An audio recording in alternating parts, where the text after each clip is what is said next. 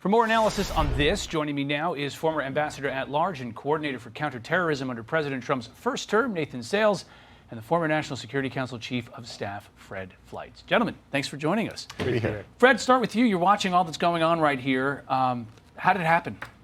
It's a momentous deal that was only possible because of a president who was stubbornly determined to stop the killing and establish himself as a neutral arbiter with the Israelis and the Arabs.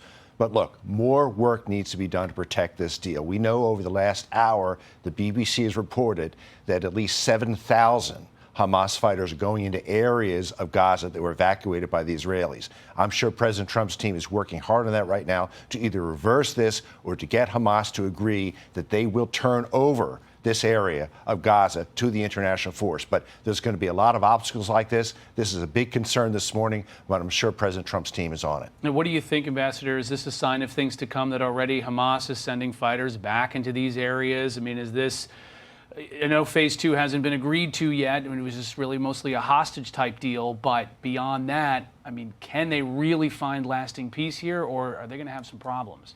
Yeah, Rich. So the hard work comes in phase 2. Let's take a moment to celebrate phase 1. The hostages are coming home. The war is ending. The guns are going silent. And that happened because of trust, because the Israeli government trusted that President Trump would not throw them under the bus, and also because of trust that this team has among the key Arab states. That was what was missing during the Biden administration. What President Trump brought to the table was a vision for peace and the ability to actually get it across the finish line.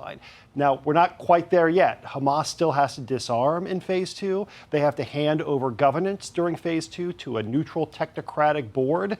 Will they do so? They're terrorists. Terrorists can't be trusted. Terrorists don't negotiate unless you have a gun to their head. So time will tell what phase 2 is going to look like. You know, Fred, a lot of this has to do with just the internal pressure that the administration leveraged. Pressure on Israel. Pressure on American allies in the Gulf to put that pressure on Hamas. How valuable was it?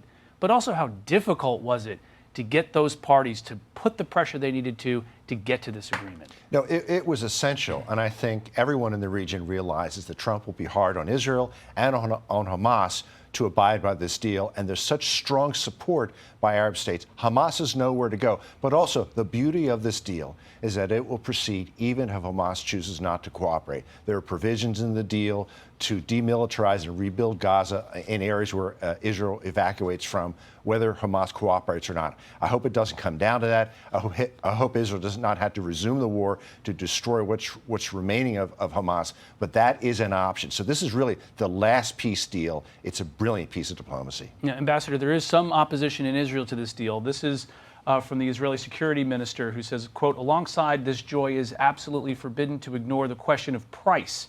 The release of thousands of terrorists, including 250 murderers who were expected to be freed from our prisons. This is an unbearable price. These are terrorists whom past experience shows will return to terrorism and to their craft of murdering Jews. Do you think that Israel can overcome this type of opposition? But is this opposition also warranted?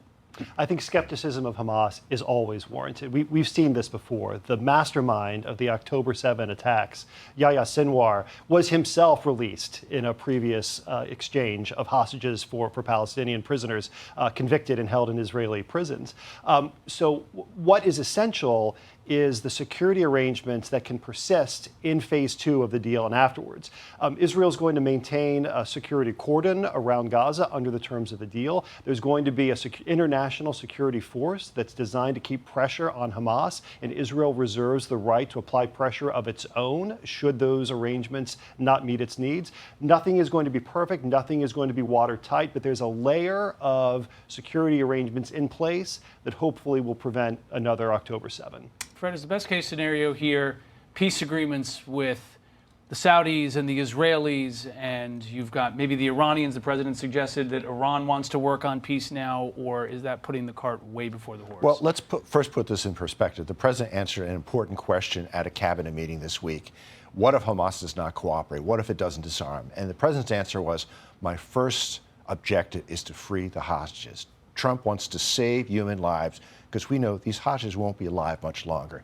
If that's all he achieves, I hope that's not the case. It will be a significant diplomatic victory that no one thought was possible just a few weeks ago. But if he pulls this off, it's a model for solving crises worldwide, and I think it will give him enormous leverage to pressure Vladimir Putin to end the war in Ukraine. I think there will be very strong talks with Putin if this succeeds. Yeah. What do you think, Ambassador? Is there a connection there when you move and look at this war in Ukraine that is still going on? It's all one conflict, Rich. You have to view these not in isolation, because China is buying Iranian oil, Iran is manufacturing drones, sending into Russia, Russia's using those drones to kill Ukrainian civilians. Our adversaries are all in cahoots, and so what happens to one of our adversaries harms other adversaries. So what we need to see coming out of this is, what we will see coming out of this is America's credibility enhanced. We are, as this deal shows, the world's indispensable nation. We are the world's leader.